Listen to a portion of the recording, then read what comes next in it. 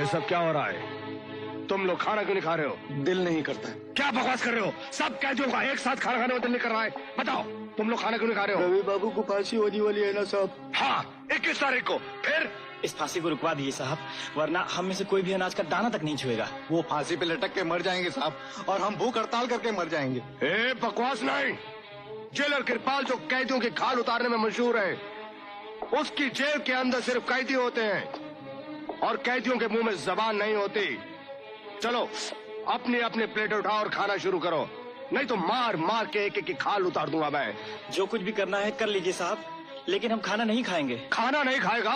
नहीं खाएगा, नहीं खाएगा, नहीं खाएगा। जेलर साहब, अपने जुर्म की सजा तो ये लोग जेल में भुगत रहे हैं, फिर इन्हें जानवरों की तरह मारने का आपको क्या हक है? कैदियों के जज्बात को इस तरह से भड़काकर तुम अपनी फांसी को मंसूख करवाना चाहते हो? अरे जेल के कैदी तो क्या, अगर सारी हिंदुस्तान की जनता भी अपनी प्लेटों को नीचे रख के सड़कों पे बैठ के भूख हड़ताल करे, तब भी तुमको फांसी होकर रहेगी। कल तुम्हारा आखिरी प्रोग्राम है और उसके बाद तुम्हारा बाहर जाना भी बंद, और 21 तारीख को तुम्हारी जिंदगी का बही खाता भी बंद। अंडरस्टैंड?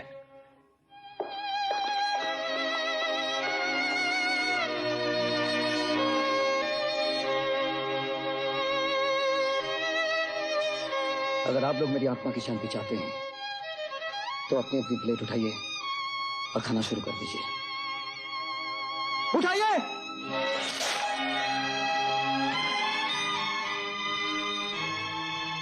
लो रवि बाबू। खाओ रवि बाबू। स्टॉप रविशंकर! खबरदार चला साहब, एक कदम भी आगे बढ़ाने की कोशिश की तो मैं भारती को गोली मार दूंगा। रविशंकर, आगे नहीं बढ़ना, वरना इस लड़की की मौत के जिम्मेदार तुम हो गए। अपने तमाम सिपाहियों से कहो कि अपने अपने हथियार फेंक दें। Hurry up! हथियार फेंक दो।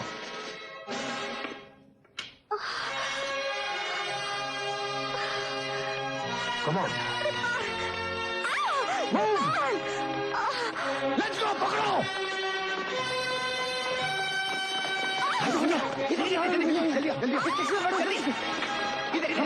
इधर बैठिए, जल्दी जल्दी भगाओ, जल्दी भगाओ, जल्दी चलो। सब चलो, सब चलो, पीछे पीछे लगी।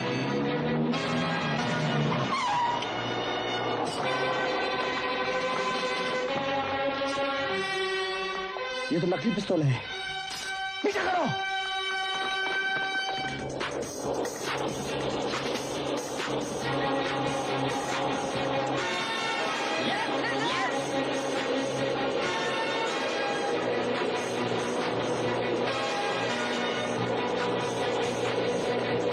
फास्ट चलो।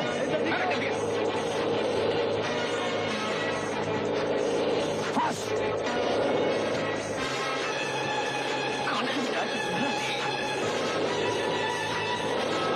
बैक में।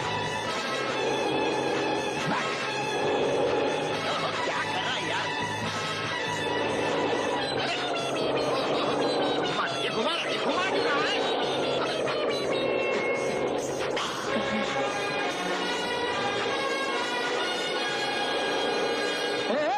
टैक्सी को रास्ता क्या रोक दिया भाई? हमको बहुत जरूरी काम से जाना, गाड़ी के रोक दी।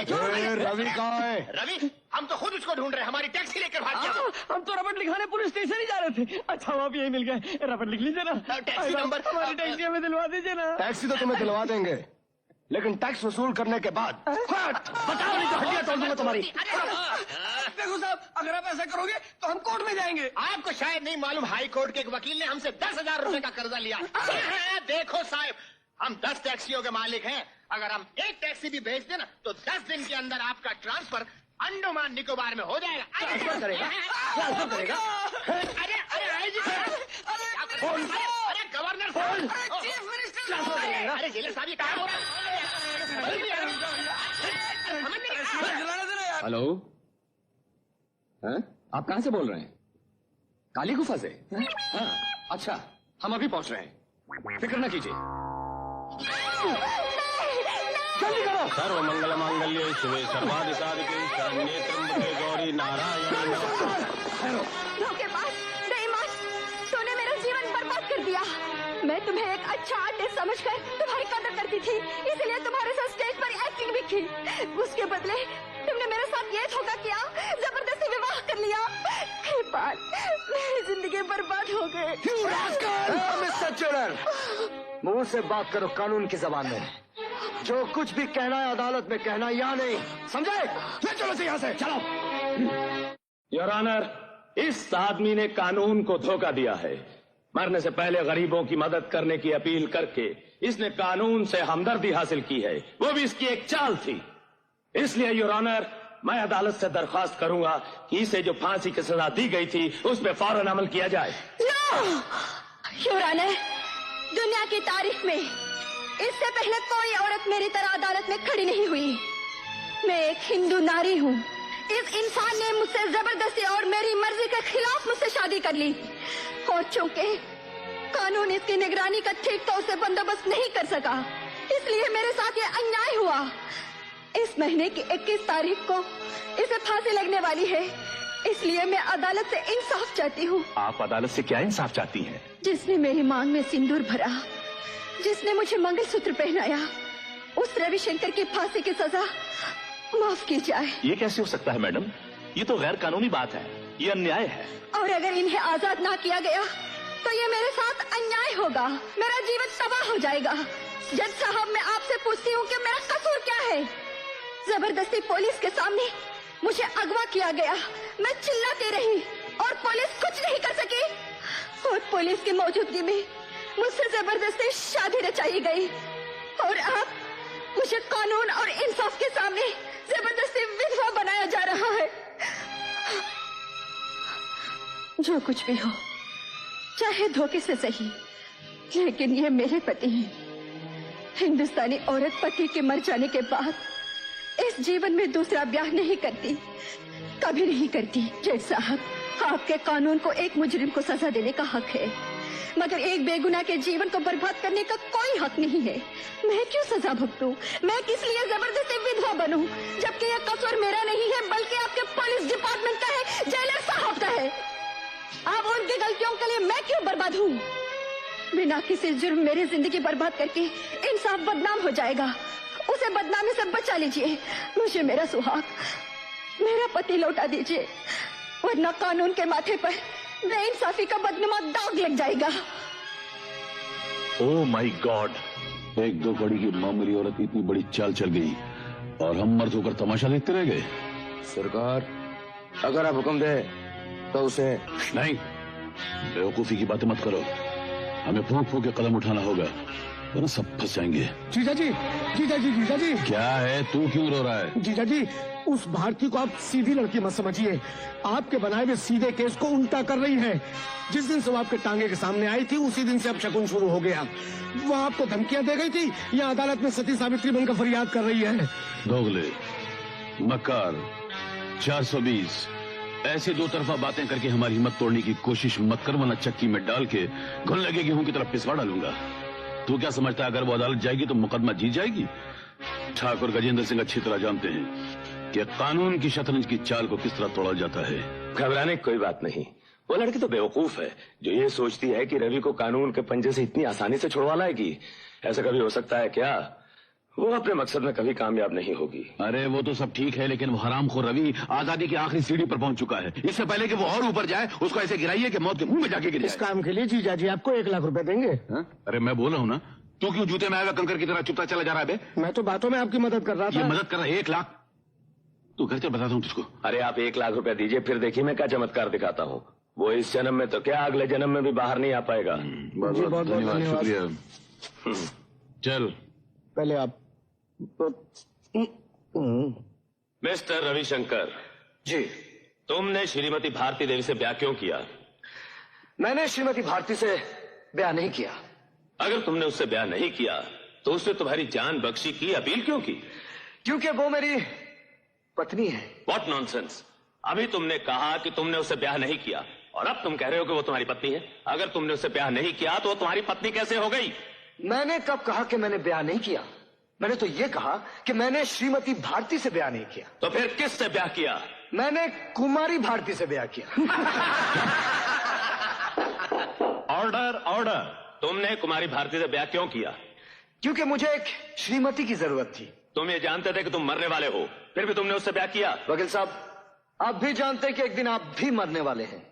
फिर आपने ब्याह क्यों किया? मुझे अपनी मौत की तारीख नहीं मालूम, लेकिन तुम्हें अपनी मौत की तारीख मालूम है। इस महीने की 21 तारीख को तुम फांसी पर चढ़ने वाले हो, फिर तुमने ब्याह क्यों किया? योर ऑनर, वकील साहब अल्फाजों को तोड़ मरोड़ कर पेश कर रहे हैं, अदालत का अपमान कर रहे हैं। मेरी पत्नी आपसे अपना दामन फैलाकर मेरी जिंदगी की भीख मांग रही है, और 21 तारीख को तुम मर जाओगे, ये वकील साहब कह रहे हैं। ये फैसला करने का हक आपको है या इन साहब को है? मिस्टर प्रोसिक्यूटर, आप अपना बयान वापस लीजिए। Excuse me your honour. हाँ तो मिस्टर रविशंकर, मेरा कहने का मतलब ये है कि भारती देवी से तुम्हारा शादी करना एक साजिश है। और मैं कहता हूं कोई साजिश नहीं है, बिल्कुल है। तुमने उसको अगवा किया, उसके साथ जबरदस्ती शादी की, और उसके बाद अपनी पत्नी के जरिए अदालत में माफीनामे की अपील दायर करवाकर फांसी की सजा से बचने की नाकाम कोशिश कर और रहे हो। मैं कह रहा हूं नाकाम नहीं, जायज कोशिश कर रहा हूं वकील साहब, क्योंकि अभी कुछ ही दिनों पहले यह पता चला कि मैंने कोई अपराध नहीं किया था, मैं बेगुनाह हूं, और इसीलिए मैंने ब्याह किया। अच्छा, तो तुम बेगुनाह हो, मुजरिम नहीं हो। अब ये कोई नया ड्रामा खेला जा रहा है? जी नहीं वकील साहब, ड्रामा तो मेरे साथ खेला गया था, और मैं उस ड्रामे का पर्दा उठाकर यह साबित करना चाहता हूं कि मैं खूनी नहीं हूं। तुम खूनी हो या नहीं, उसका इस मुकदमे से कोई ताल्लुक नहीं है। यहाँ फैसला तो इस बात का करना है कि तुम्हारी पत्नी ने जो तुम्हारी जान बख्शी की अपील की है, उसे मंजूर किया जाए या नहीं। तुम्हारे मुकदमे का खात्मा तो कब का हो चुका है। अब उस फैसले का पोस्टमार्टम करना कानून और इंसाफ दोनों के लिए शर्म की बात है। No Mr prosecutor, no. दोनों मुकदमों का एक दूसरे से गहरा ताल्लुक है। अगर मैं ये साबित कर दूं कि मैं खूनी नहीं हूं, तो जज साहब को मेरी पत्नी श्रीमती भारती के हक में फैसला देने में कोई एतराज नहीं होगा। मिस्टर रविशंकर, ये साबित करने के लिए कि तुम खूनी नहीं हो, तुम्हारे पास कोई सबूत है? जी हाँ है योर ऑनर।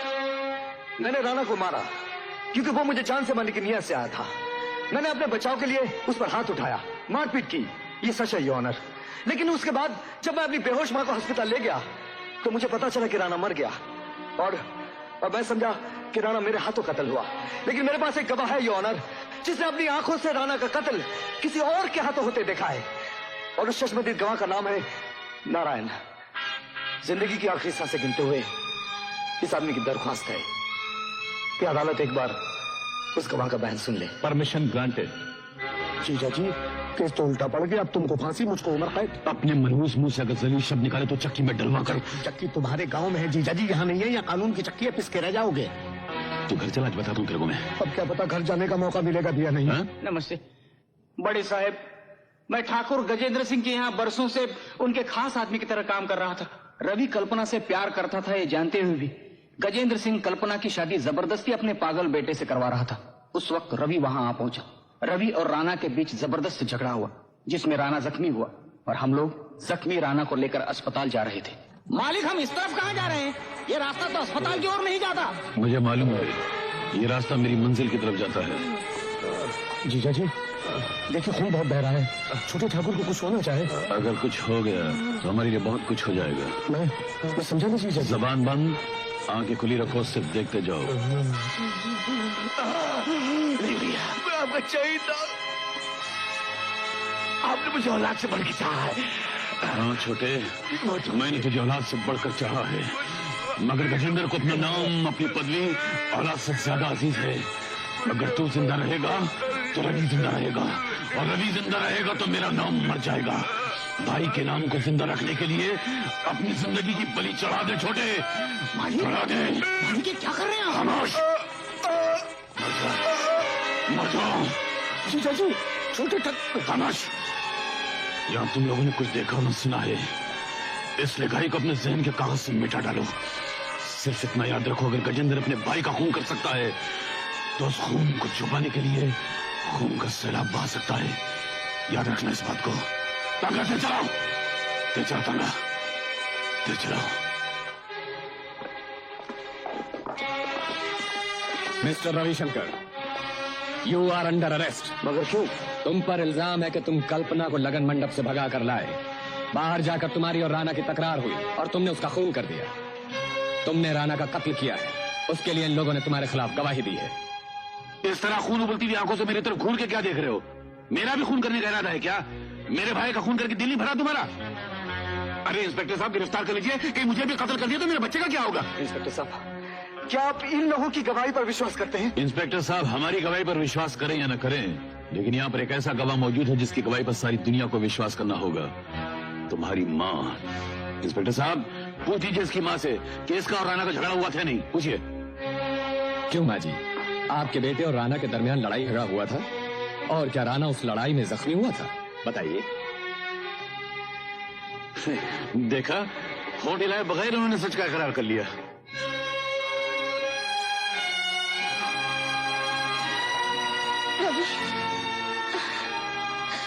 चलो। रवि रवि रवि रवि रवि बेटा। सुनिए, वो कीड़ा नारायण भागने न पाए, उसे पकड़ लो। वो गद्दारी का कछुआ से खत्म कर दो, वरना सबके लिए खतरा है। ठीक है जी। तो ये हुआ साहिब, मैंने अपनी आंखों से देखा है साहिब। हमारी आंखों के सामने गजेंद्र सिंह ने राणा को बेरहमी से मार मार कर खत्म कर दिया साहिब।